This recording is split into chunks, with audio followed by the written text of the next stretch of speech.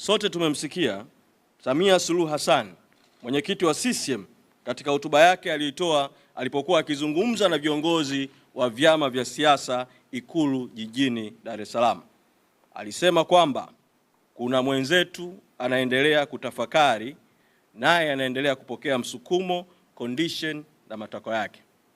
Ni dhahiri kwa kuwa maneno haya yalitolewa kukiwa na vyama 18, chama kimoja tu Chadema kikiwa hakipo.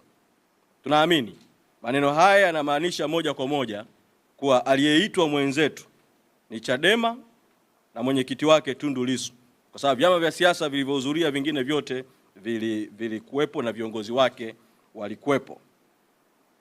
Tungependa kusisitiza kwa umma wa Tanzania, msimamo wa chama unabaki kuwa wazi. Tunataka mwenyekiti wetu aachiliwe huru.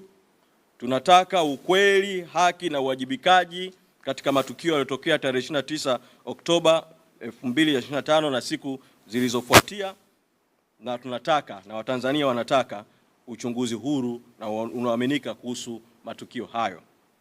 Pia ni ukweli usiopingika kwamba Watanzania hivi sasa, ikiwemo wanachadema, tunataka katiba mpya ambayo itatoa fursa ya kuwa na vyombo vya haki, fursa ya kuwa na uhuru wa mihimili, fursa ya kuwa na uchaguzi huru na haki, na fursa nyingine nyingi za kidemokrasia.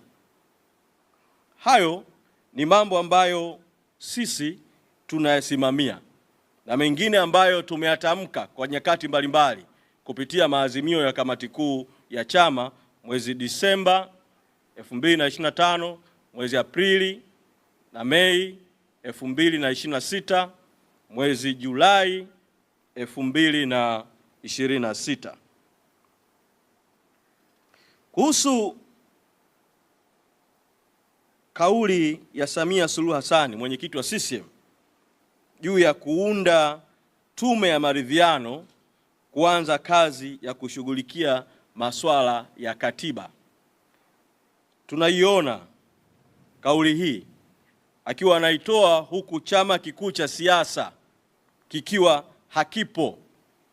Anaitoa huku mwenyekiti wa chama kikuu cha siasa akiwa gerezani. Tunaiona kauli hii ina lengo tu ya kutengeneza taswira isiyokuwa ya kweli kwamba mazungumzo yameanza katika taifa letu. Hivyo sisi kama chama tunasisitiza kwamba mwenyekiti Lissu wala chama hatujawahi kuwa na makubaliano yoyote ya siri wala ya kificho.